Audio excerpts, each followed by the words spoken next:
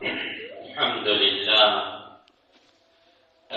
لله نحمده ونستعينه ونستغفره ونعوذ بالله من شرور أنفسنا ومن سيئات أعمالنا من يهده الله فلا مضل له ومن يضلل فلا هادي له أشهد أن لا إله إلا الله وحده لا شريك له وأشهد أن محمدًا عبده ورسوله أما بعد فاتقوا الله تعالى اتقوا الله حق التقوى ومن يتق الله يجعل له من أمره يسرا ومن يتق الله يجعل له مخرجا ويرزقه من حيث لا يحتسب. أيها المسلمون، ها هو بدأنا صوم شهر رمضان وبلغنا الله سبحانه وتعالى بالعافية. هذا من نعم الله سبحانه وتعالى. لقد كنا ندعو الله سبحانه وتعالى قبل أيام أن يبلغنا هذا الشهر المبارك. ها هو قد بلغنا الله سبحانه وتعالى. هل نستفيد من هذا الصيام؟ هل نستفيد من هذا الصيام ونؤجر من الله سبحانه وتعالى؟ أم هل من الذين يضيعون أوقاتهم حتى في شهر رمضان؟ وقال تعالى: شهر رمضان الذي أنزل فيه القرآن هدى للناس وبينات من الهدى والفرقان. كما تعرفون أن لصوم رمضان فضائل كثيرة، منها الحسنات تضاعف في هذا الشهر، كما قال رسول الله صلى الله عليه وسلم: كل عمل ابن آدم يضاعف، الحسنة بعشر أمثالها إلى 700 ضعف. قال الله عز وجل: إلا الصوم فإنه لي وأنا أجزي به، يدعو شهوته وطعامه لأجلي، أي من أجلي. أيها المسلمون، إن للصوم آداب وشروط ومبطلات، علينا أن نعرف هذه الأمور. ومن شروطها أن يكون الصائم مسلما، إذ غير المسلم وإن كان مطالبا بجميع شرائع الإسلام إلا أنها لا تصح منه حتى يسلم.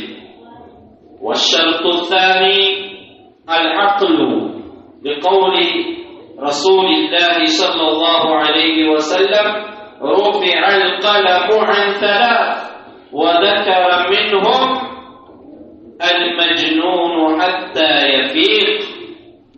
رواه أحمد وأبو داود والنسائي. والشرط الثالث البلوغ، والدليل ما ذكرناه في الشرط الثاني، وهو رفع القلم عن 3 وذكر منهم الصغير حتى يبلغ. والشرط الثالث البلوغ. والشرط الرابع القدرة على الصيام، وللعاجز عن الصيام صور منها أن يكون عجزه مستمرا كالكبير والمريض الذي لا يرجى برؤه، فلا يجب الصيام في مثل هذه الحال ولا القضاء، إنما يطعم عن كل يوم مسكينا فقط.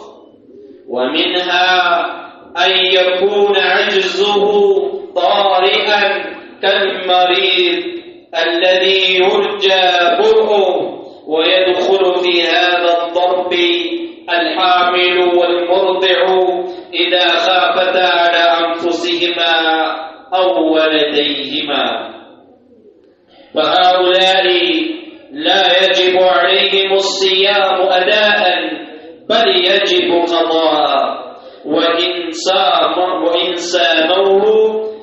صاموه فإن في شهر رمضان صح منهم. الشرط الخامس الإقامة، أي ألا يكون مسافرا، فالمسافر لا يجب عليه الصيام أداء بل يجب قضاء، وإن صامه كما ذكرنا سابقا في شهر رمضان صح منه. ولا يجوز أن يسافر بقصد التحيل على الفطر لكي يفطر، يعني يسافر من بلده ألا يصوم ويريد ويقصد الفطر، فإن فعل ذلك حرم عليه الفطر. الشرط السادس السلامة من الموانع، ويقصد بالموانع هنا الحيض والنفاس، فالحائض والنفساء لا يجب عليهما الصيام ولا يصح منهما، وإنما يتعين القضاء. فإذا نزل دم الحيض أو النفاس أثناء النهار ولو قبيل غروب الشمس بطل صوم ذلك اليوم، كما أنها لو لم تطهر إلا بعد طلوع الفجر فإنه لا يصح صيام ذلك اليوم، ولكن لو طهرت قبل طلوع الفجر ولم تغتسل إلا بعد طلوع الفجر فإن صومها صحيح. عباد الله، فاحذروا الأمور التي تبطل الصوم، وهي الجماع. أولا الجماع، وهو أعظمها وأغلبها، فمن جامع في نهار شهر رمضان بطل صومه مطلقا. فإن كان في شهر رمضان ولم يكن مسافرا ولا مريضا وجب عليه كفارة مغلظة وقضاء ذلك اليوم، والكفارة عتق رقبة مؤمنة، فإن لم يجد فصيام شهرين متتابعين، فإن لم يستطع أطعم 60 مسكينا، والكفارة على كل من الزوجين إن كانت المرأة مطاوعة. وثانيا من المبطلات الأكل والشرب، وهو إيصال الطعام والشرب إلى الجوف عن طريق الفم أو الأنف، أيا كان نوع المأكول أو المشروب، والأنف كالفم لقوله صلى الله عليه وسلم في حديث لقيط بن صبرة: وبالغ في الاستنشاق إلا أن تكون صائما. ثالثا ما كان بمعنى الأكل والشرب كحقن الدم والإبر المغذية، لأنها تقوم مقام الأكل والشرب من حيث استغناء الجسم بها. الله سبحانه وتعالى يا دعاء سنة التي نبروا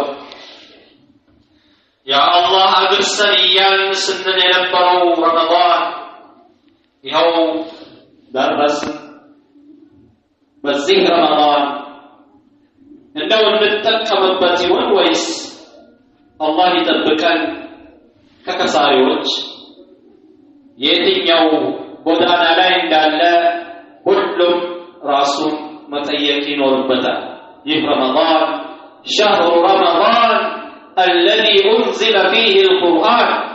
يه رمضان ور قرآن يوردبت ورنا يتمرد ورنا الرسول صلى الله عليه وسلم بس يه رمضان يبيش سرى ملكام سرى خير سرى እጥፍ በጥፍ የሚሆንበት ነው። ይህ ትልቅ ዕድል ነው። የሰው ልጅ በዱንያ ቢመነዘር ኖሮ ማንም እንቅልፉን አይተኛም ነበር። ሌት ቀን በጣረ ነበረ። ነገር ግን ይሄ የአኺራ ጉዳይ ነው፣ ዒባዳ ነው።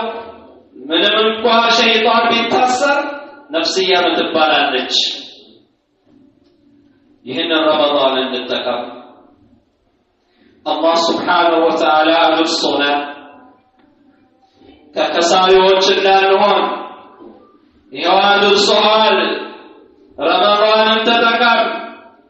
ረመዳንን ተጠቅሞ የሄደ ብዙ አጅር ያገኛል። አልሐሰነቱ ቢዐሽሪ አምሳሊሃ፣ አንድ ሐሰና አንድ ኸይር ስራ በ10 እጥፍ ነው የሚደረገው። ኢላ አድዓፊን ከሲራ፣ እጥፍ በእጥፍ ይደረግልሃል። ወንጀሉ ቢታጠፍ ኖሮ የት ትገባ ነበር? ምን ይውጠን ነበር? አላህ ስብሓነሁ ወተዓላ መልካም ስራህን በ10 በ700 እጥፍ አላህ ያደርግልሃል። እንደ ኢኽላስ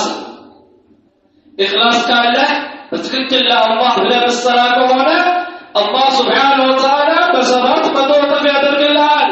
እንደውም በሌላ ሐዲታቸው ረሱሉ ሰለላሁ ዐለይሂ ወሰለም ኢላ አድዓፊን ከሲራ፣ ከዛም በላይ እጥፍ በእጥፍ አላህ ያደርግልሃል። አላህ ስብሓነሁ ወተዓላ ግን ምን አለ? ኢላ ሰውመ፣ ጾም ሲቀር ጾም የኔ ነው እኔ ነኝ አጅሩን የምሰጠው ይላል አላህ ስብሓነሁ ወተዓላ። ይኸው እንግዲህ አላህ አድርሶናል ይህን ረመዳን፣ ይህንን ጾም አላህ አድርሶናል። ይህንን አጅር እንግዲያው ማፈስ ሁሉም የራሱ ፋንታ ነው ማለት ነው። ይኸው ሜዳው ነው፣ እንጠቀምበት። ኸይር ስራ እናብዛ፣ እንጠቀምበት። ይህ ረመዳን ሳያመልጠን ማለት ነው። ለዚህ ጾም ኢንሻአላህ ተዓላ አዳብያቶች አሉት፣ ሸርጥ አለው። አንዳንድ ማወቅ የሚገቡን ጉዳዮች አሉ። የመጀመሪያው ለዚህ ጾም መስፈርት ሆኖ የሚቀመጠው አየኩነ ሙስሊማን፣ ሙስሊም መሆን አለበት። በሁለተኛ ደረጃ እንዲሁ አቅሉ ትክክለኛ መሆን አለበት። አቅሉን የሳተ ሰው ግዴታ አይሆንበትም። እንዲሁም ደግሞ ለአቅመ አዳም መድረስ አለበት። በልጆች በህፃናቶች ላይ ምንም እንኳን እንዲለማመዱ ብናደርጋቸውም ግዴታ አይሆንባቸውም። ለምን? በዚህ ጉዳይ ላይ ረሱሉ ሰለላሁ ዐለይሂ ወሰለም ሩፊዐ አልቀለሙ ዐን ሰላሳ፣ በሶስት ሰዎች ላይ ቀለሙ መጻፊያው ተነስቷል። እንደምታውቁት ስራችን ይጻፋል። ከቀኝና ከግራ መላእክቶች አሉ የሚመዘግቡ። عن يمين وشمال ما يلفظ من قول إلا لديه رقيب عتيد كأنك كين هونو يمزغبون ኦዲት ይደረጋል ነገ يوم القيامة የሰራሃት ስራ በሙሉ እዚህ ዱንያ ላይ በኸይር ካሳለፍከው በመጥፎ ካሳለፍከው ያቺ ነገ يوم القيامة ኦዲት ትደረጋለች ትመዘገባለች አንድም ነገር አያልፍ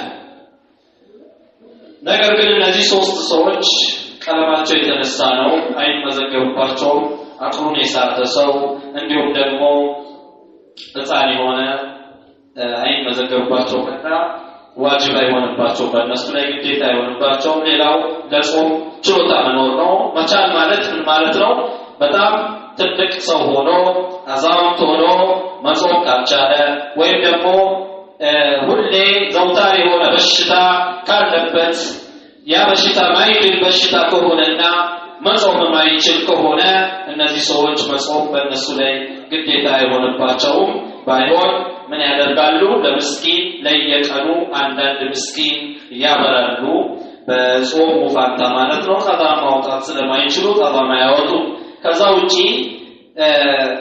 በሽታ ሆኖ ነገር ግን አጋጣሚ በሽታ ከታመመና ያ በሽታ የሚድን ከሆነ እሱም ለግዴታ አይሆንበትም በሌላ ጊዜ ግን ቀጣ ማውጣት ያንን ጾም መክፈል ይኖርበታል ሌላው ሸርጥ ምንድነው የአገር ሰው መሆን ነው ሙሳፊር ተዋጅ መንገደኛ አለመሆን ነው መንገደኛ የሆነ ሰው ማፍጠር ይችላል አላህ Subhanahu Wa Ta'ala ፈቅዶለታል ጉዞ እንግልት ነውና እንግልት ይኖራልና ድካም ይኖራልና አንድ ሰው መንገደኛ ከሆነ ሙሳፊር ከሆነ ሩቅ የሚሄድ ከሆነ ጾሙን ማጥፋት ይችላል ሙሳፊር ማለት ራቅ ያለ ቦታ የሚሄድ ከሆነ ማለት ነው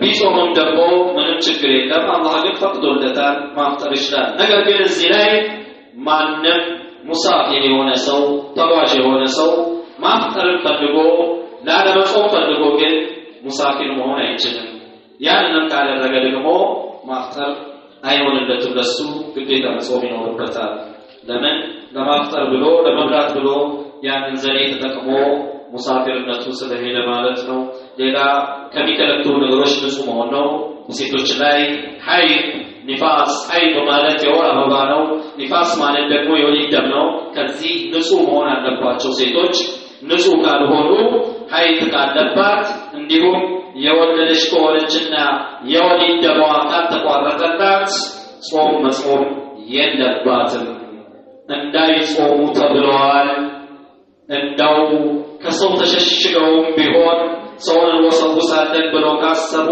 ከሰው ተሸሽገውም ቢሆን ማፍጠር አለባቸው መብላት አለባቸው እንዳይጾሙ ተብሏል ነገር ግን ይሄ ከሐይድ ንጹህ ከሆነችና ከኒፋስም ንጹህ ከሆነች ጾማቸውን ይጾማሉ ማለት ነው እና እነዚህ ሽሩጦች ናቸው መስፈርቶች ናቸው አንድ ሴት ለምሳሌ ፀሐይ ከመጥለቋ በፊት መሃል ላይ ሐይድ ቢመጣባት ወይም የወር አበባ ቢመጣባት የዛን ቀን ጾም ይበላሽባታል ስለዚህ ምን ማድረግ አለባት የዛን ቀን ጾም ቀባ ማውጣት ይኖርባታል ከፈጅር በፊት ሱሑር ከበላን በኋላ ወይም ደግሞ ከሱብሒ ከፈጅር አዛን በፊት ንጹህ ከሆነች የዛን ቀን ጾም መጾም ግዴታ ይሆንባታል ንጹህ ሆናለችና ባትታጠብም እንኳን ነይታ መጾም ግዴታ ይሆንባታል ማለት ነው ጾምን የሚያበላሹ ነገሮች አሉ በቀኑ ክፍለ ጊዜ ከባለቤቱ ጋር ግንኙነት ማድረግ ይሄ በሁለቱም ላይ ጾምን ያበላሽባቸዋል በሷም ላይ እና ከዚህ መቆጠብ ይኖርባቸዋል በቀኑ ክፍለ ጊዜ ግንኙነት ማድረግ አይቻልም ትልቅ ወንጀል ነውና ትልቅ የሆነ ቅጣትን ያስከትላል አንድ ባሪያን ነፃ ማውጣት ያን ካላገኘ ደግሞ 2 ወር ተከታታይ መጾም ያን ካላገኘ ደግሞ 60 ምስኪኖችን ማብላት ግዴታ ይሆንበታልና ይሄንን ጥንቃቄ ማድረግ አለብን ከዚህም ቅጣት ጋር ደግሞ ያችን ቀን ያጠፋትን ቀን በሌላ ጊዜ ቀባ ማውጣት ይኖርበታል መብላት መጠጣት ይህም ጾምን ያበላሻል በቀኑ ክፍለ ጊዜ አንድ ሰው ከበላ ከጠጣ ትንሽም ብትሆን ጾሙ ይበላሽበታል ማለት ነው ከዚህ ጋር ተያይዞ الرسول صلى الله عليه وسلم ውዱእ በምታደርጉ ጊዜ ወደ ላይ በአፍንጫችሁ ወደ ውስጥ አትሳቡ ጾመኛ ከሆናችሁ ብለዋል። አብልቷችሁ ወደ ውስጥ ከገባ በአፍንጫ በኩል ይሁን በአፍም በኩል ይሁን ወደ ውስጥ ወደ ሆዳችን የደረሰ ነገር ሁሉ ጾምን ያበላሻልና ጥንቃቄ ማድረግ አለብን። ውዱእ ስናደርግ በጣም ወደ ውስጥ መሳብ የለብንም። መጉመጥመጥ እንችላለን፣ እንዲሁም ደግሞ በአፍንጫችን በትንሹ ወደ ውስጥ ማስገባት እንችላለን። ነገር ግን ወደ ውስጥ መሳብና አፋችንንም ሞልተን መጉመጥመጡ ወደ ውስጥ ሊያልፍ ስለሚችል ጾማችንን ያበላሽብናልና ጥንቃቄ ያስፈልጋል። ነገር ግን አንድ ሰው ረስቶ ቢበላ ረስቶ ቢጠጣ ይህ ጾሙ አይበላሽበትም። ለምን? ረስቶ ነውና። በመርሳት የተደረገ ነገር አላህ Subhanahu Wa Ta'ala ወንጀል ላይ አይቀጥል ወንጀል አድርጎ አይዝብንምና ይሄ አላህ Subhanahu Wa Ta'ala ነው እንግዲህ ያበላው ጠጣውና ነገር ግን ወዲያው ባስታወሰ ሰዓት ግን አፍ ውስጥ ያለውን በማውጣት ወዲያው ግን መቆጠብ ይኖርበታል ማለት ነው። አላህ Subhanahu Wa Ta'ala ምን ሰራበት ምን ተጠቀመበት አላህ Subhanahu Wa Ta'ala ያድርገን። ትክክለኛውን ጾም ከሚጾሙ ሰዎች አላህ Subhanahu Wa Ta'ala ያድርገን። أقول قولي هذا وأستغفر الله لي ولكم ولسائر المسلمين فاستغفروه إنه هو الغفور الرحيم. حمدا كثيرا طيبا مباركا فيه كما يحب ربنا ويرضاه.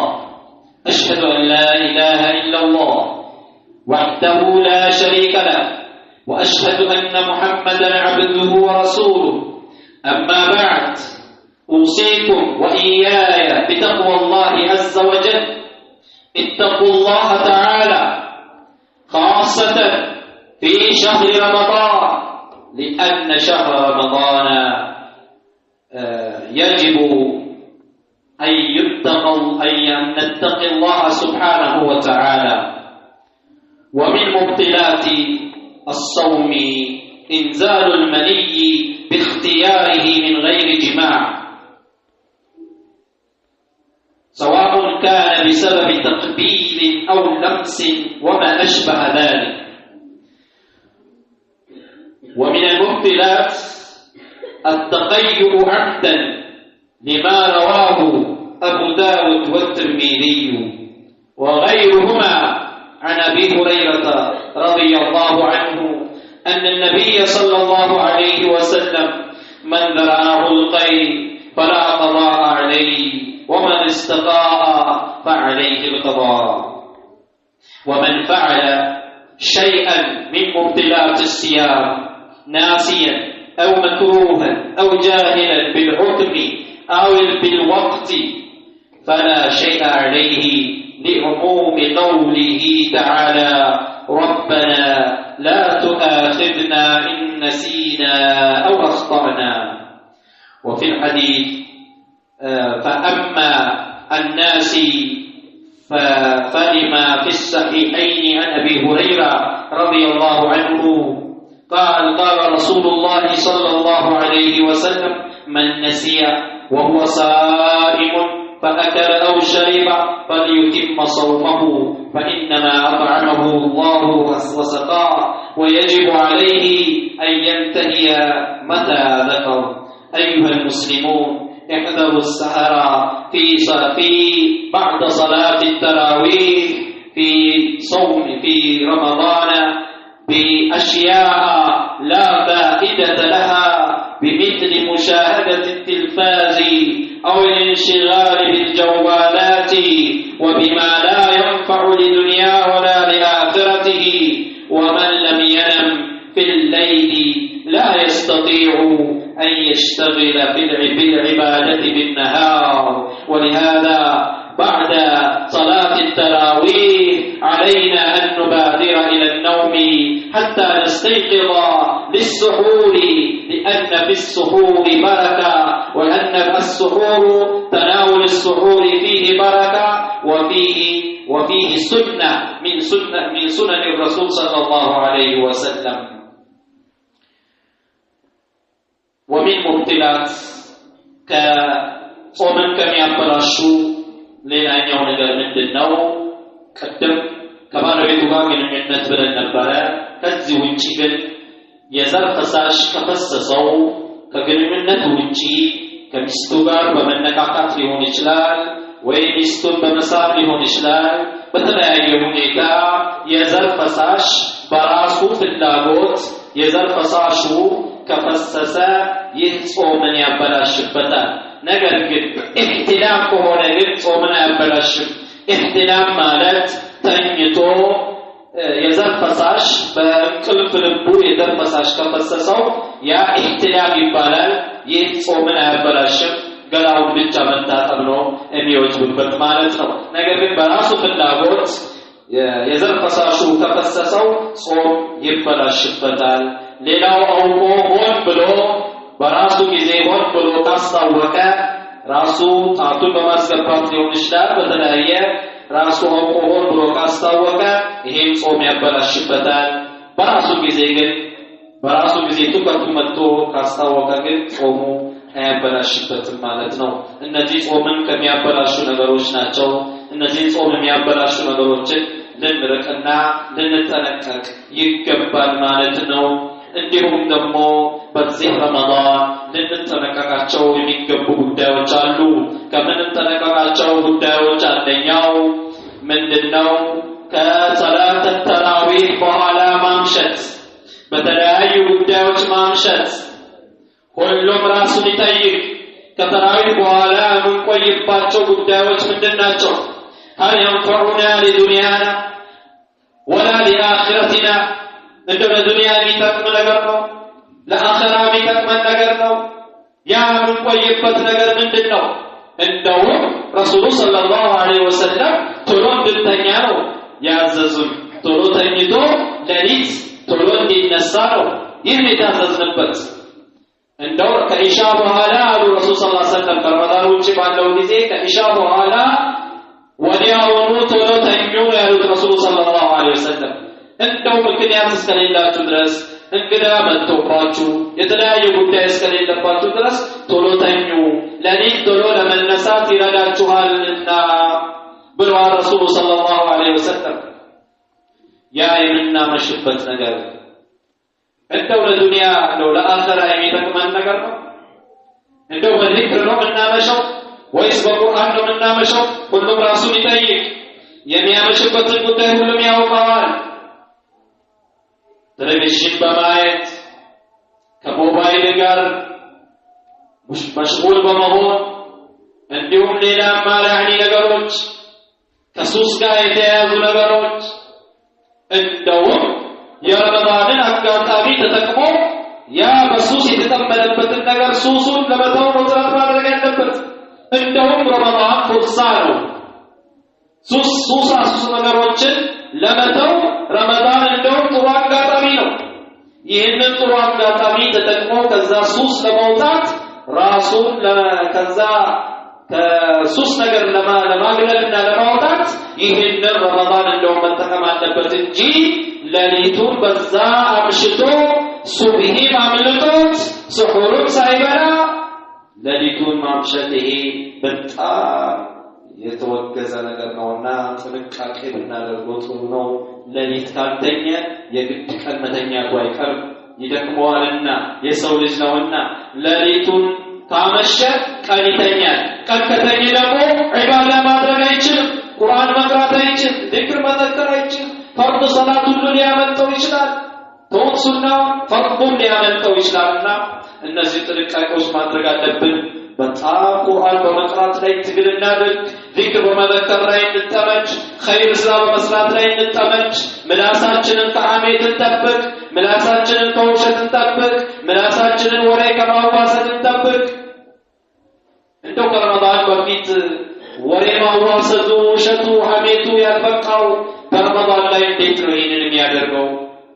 ይህን የመሰለ የረሕመት ወር አግኝቶ አጅሩ እጥፍ በጥፍ የሚሆንበትን እንዴት ሆኖ ነው ይህንን በወንጀል የሚያሳልፈው? ረመዳን ነው፣ እንጠቀምበት፣ ሳያመልጠን እንጠቀም። ያልፋል፣ የተጀመረ ነገር ያልቃል፣ ማለቁ አይቀርም። እኛም ደግሞ መጨረሳችንን ደግሞ አናውቅ። ረመዳንን እንጨርስ ማንም አያውቅም። ያገኘነውን ግን እንጠቀምበት። አላህ ሱብሓነሁ ወተዓላ በአንድ ቀን በሰራናት ኸይር ስራ አላህ ሰበብ አድርጎልን ለጀነት መግቢያ ሰበብ ሊሆነን ይችላል። አላህ አጅሩን ጥበጥም አድርጎልን ማለት ነው። እንጠቀም በረመዳን ኢንሻአላሁ ተዓላ እንዳያመልጠን እንጠቀምበት። በኸይር ስራ እናሳልፍ። አውፍ እንባባል። በሰው ላይ ቂም አንያዝ። ሰው ላይ እንሳደብ። እንዲሁም ደግሞ የተለያዩ ሰዎች ላይ ሱእ አጥፋን መጥፎ ጥርጣሬ ሰው ላይ አናደርግ። ሁሌም ራሳችንን እንመልከት። ሰው ላይ ስትጠቀም ሶስቱ ጣቶች ወደ አንተ ነው የሚጠቁሙት። ከዛ ሰው በላይ አንተ ላይ ዐይብ አለና ያንን የራስህን ዐይብ ተከታተል። ጾሜን አላህ ሱብሓነሁ ወተዓላ ተቀበለኝ ተቀበለኝ ብለህ ወደ አላህ ሱብሓነሁ ወተዓላ ተዋደቅ። ወደ አላህ ሱብሓነሁ ወተዓላ ዱዓ አድርግ። ألا صلوا وسلموا على من أمرتم بالصلاة والسلام عليه إن الله وملائكته يصلون على النبي يا أيها الذين آمنوا صلوا عليه وسلموا تسليما اللهم صل وسلم وبارك على أشرف الخلق سيدنا محمد وعلى آله وصحبه أجمعين وارض اللهم عن الخلفاء الأربعة أبي بكر وعمر وعثمان وعلي وعن سائر الصحابة أجمعين وعنا معهم بمنك وكرمك يا أكرم الأكرمين اللهم أعز الإسلام والمسلمين وأذل الشرك والمشركين ودمر أعداءك وأعداء الدين اللهم ألف بين قلوب المسلمين اللهم تقبل صيامنا اللهم تقبل صيامنا وقيامنا وركوعنا وسجودنا يا رب العالمين اللهم اجعل صيامنا صيام الصائمين اللهم اجعل قيامنا قيام القائمين اللهم اجعل قيامنا قيام القائمين يا رب العالمين عباد الله إن الله يأمر بالعدل والإحسان وإيتاء ذي القربى وينهى عن الفحشاء والمنكر والبغي يعظكم لعلكم تذكرون فاذكروا الله يذكركم ولذكر الله أكبر والله يعلم ما تصنعون